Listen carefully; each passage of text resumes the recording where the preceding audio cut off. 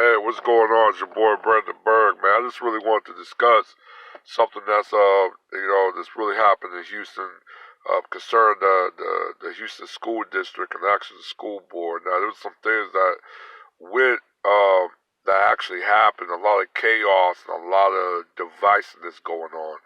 The school board a couple of days ago voted to remove the intern superintendent. Her name was Granita Lathan, Black American woman, DOS, and replace her with Albert Saavedra.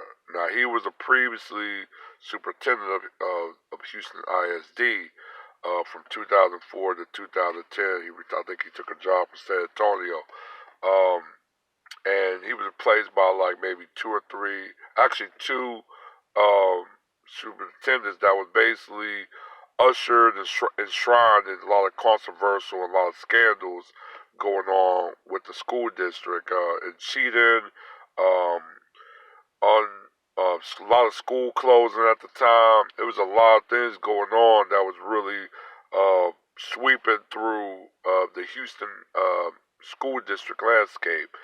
Um, and they voted. Well, it was kind of presidential, but it was very unprecedented as well. Of the firing of this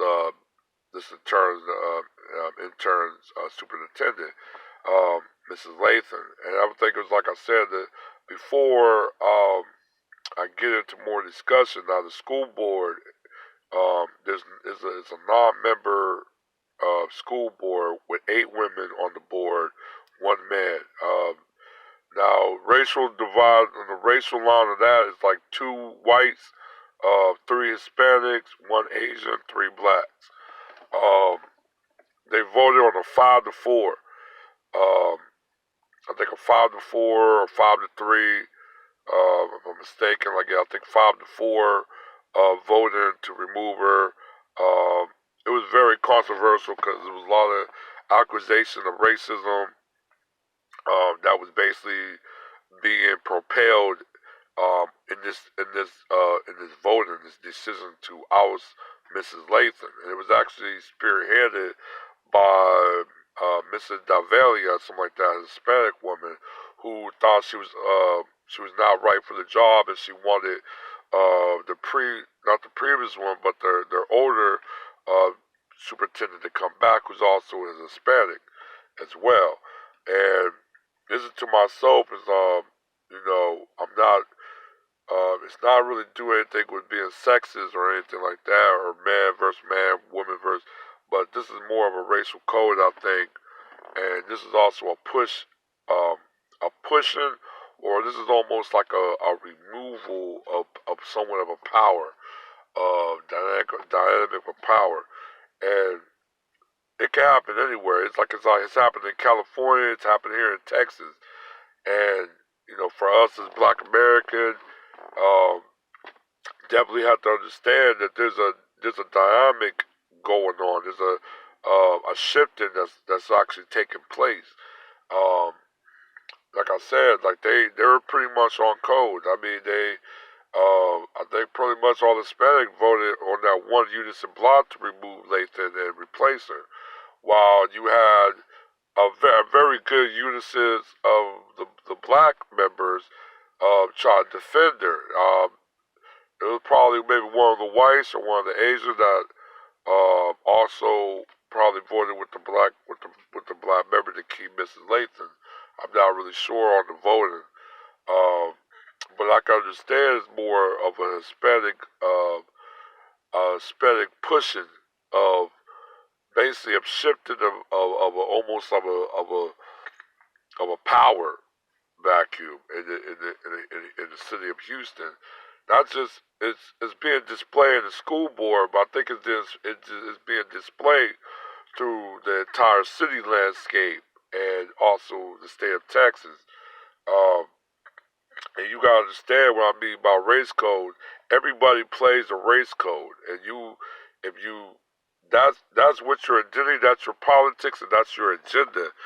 Um, is a race code. That's what basically keep a group in a focal point. And that's why I understand black people, we need to understand this race code very well, because we can be basically eradicated out of any authoritarian or any position of even remote power. So something to definitely take root and definitely to understand what's the reality is coming, and maybe what the future is might be deemed as the new reality. So you have to understand what's going on. But I know they, from the pushback of the public and the mayor and other members of Congress and stuff, they actually went back and they actually reinstated Mrs. Lathan back to her position.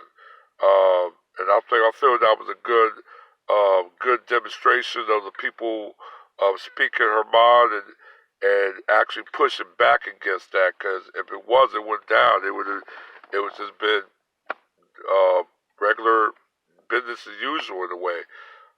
Even though to me it's very racial, very racial.